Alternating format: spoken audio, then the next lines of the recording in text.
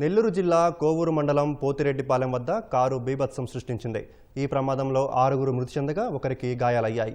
అత్యంత వేగంగా వచ్చిన కారు రోడ్డు పక్కన మట్టి గుట్టను ఢీకొని పల్టీలు కొట్టి ఇంట్లోకి దూసుకెళ్లింది. ఈ ఘటనలో కారులో ఉన్న 5 వైద్య విద్యార్థులు అక్కడికక్కడే మృతి చెందారు. కారు ఢీకొని ఇంట్లో ఉన్న వెంకటరమణయ్య అనే వ్యక్తి మరణించారు. గాయాలైన విద్యార్థిని ఆసుపత్రికి తరలించి చికిత్స అందిస్తున్నారు.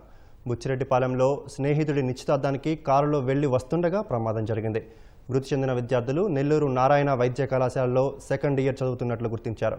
మృతదేహాలను శవ పరీక్ష నిమిత్తం నెల్లూరు జీజీహెచ్కు తరలించారు. నీరు వచ్చేతలకి కారు లోపల ఉంది, ఇంట్లో పడిపోయి ఉంది. వాళ్ళు ఏదో పెళ్లికి వెళ్ళేసి వస్తుండే జరిగిందంట. ఆ పిల్లకాయలు కారు దాల్తున్నాడు. ఇంట్లో ఉన్నాడు, నేను కూడా లేను. ఇంట్లో ఉంటే ఇంట్లోకి వెళ్ళిపోయింది కారు. గోడ ఇల్లు అంతా పడిపోయింది. చనిపోయి గోడ కింద పడిపోయి ఉన్నాడు. వెంకటరమణయ్య మా భర్త. ఏం పని చేయలేడు, కూర్చొని ఉంటాడు ఇంట్లో. టిఫిన్ అంగడి మాది, అదే చేసుకొని ఉంటాం ఇంట్లోనే. కోవూరు మండలం పోతిరెడ్డిపాలెం దగ్గర ఒక కారు అదుపు తప్పి ఒక ఇంట్లో ఇట్టించిందండి. ఇట్టివ్వడంతో ఆ ఇంట్లో ఉన్న పెద్ద ఒక ఆయన చనిపోయారు.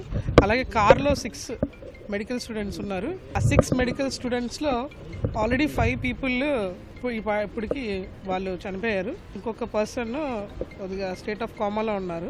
సో వీళ్ళంతా కూడా ఒక ఫ్రెండ్ వాళ్ళ సిస్టర్ ఫంక్షన్కి వెళ్ళి రిటర్న్ అయ్యి వస్తున్నారు. సో మధ్యాహ్నం 2 o'clockకి వాళ్ళు కాలేజ్కి అటెండ్ అవ్వాల్సి ఉంది. సో దానికోసం గాను నాకు తెలిసి రిటర్న్ అవ్వడంలో కంగారుగా రిటర్న్ అవుతున్నట్టున్నారు. వాళ్ళు అదుపు తప్పి సైడ్ ఉన్న హౌస్ని ఢీకొట్టడంతో అక్కడ హౌస్ క్రాష్ అయిపోయింది. సో వీళ్ళందరూ కూడా చనిపోయారు. అందరూ కూడా second year students, medical students.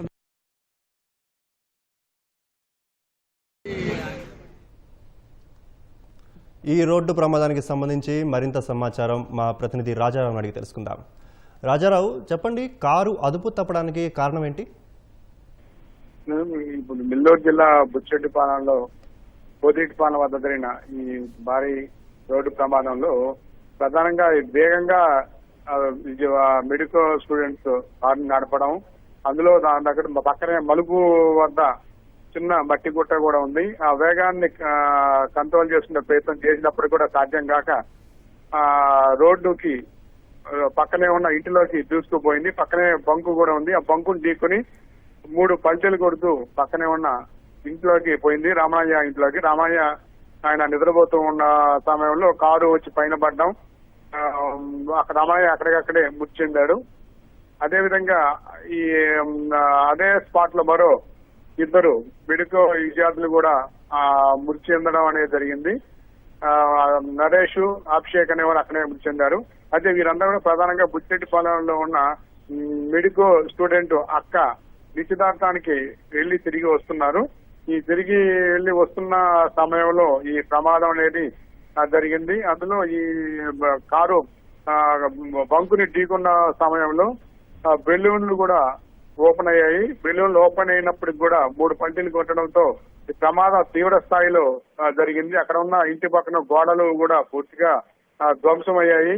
అదేవిధంగా ఈ కారు కూడా ముందు భాగం మొత్తం కూడా నుజ్జు అయింది. దాదాపు ఈ కారులో ఉన్న 5 మెడికల్ విద్యార్థులు అక్కడే సంఘటనా స్థలంలోనే తీవ్ర గాయాలు కావడంతో స్థానికులు వెంటనే 108 అంబులెన్స్ లో జీజీహెచ్ కి తీసుకురావడం అనేది జరిగింది.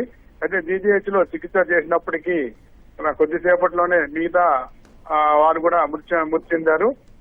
ఈ మృతి చెందిన వారిలో ప్రధానంగా స్థానికంగా ఉండే రమణయ్యతో పాటు కారులో ఉన్న యజ్ఞేష్, జీవను, నరేష్, అభిసాయి, అభిషేక్ వీరు మెడికల్ విద్యార్థులు.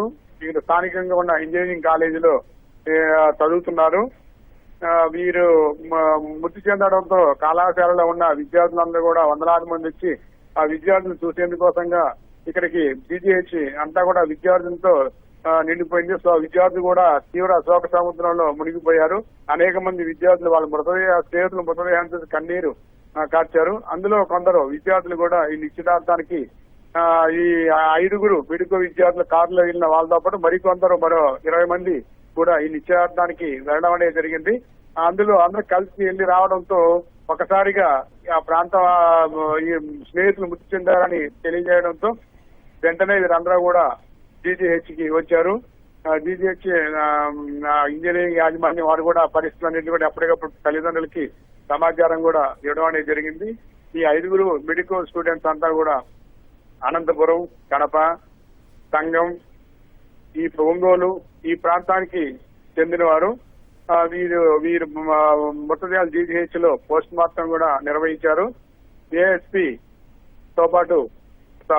సౌజన్యతో పాటు సిఎస్పీ ఘట్టనేని శ్రీనివాస్ వీళ్ళందరూ కూడా వచ్చి పోస్ట్ మార్టం రిపోర్ట్ నమోదు చేసుకుని సంఘటన జరిగిన పరిస్థితులన్నింటి కూడా సంఘటన స్థానానికి వెళ్లి ఆ విషయాలన్నీ కూడా విద్యార్థులతో మాట్లాడి ఈ కేసు నమోదు చేయడం అనేది జరిగింది. ధన్యవాదాలు రాజారావు.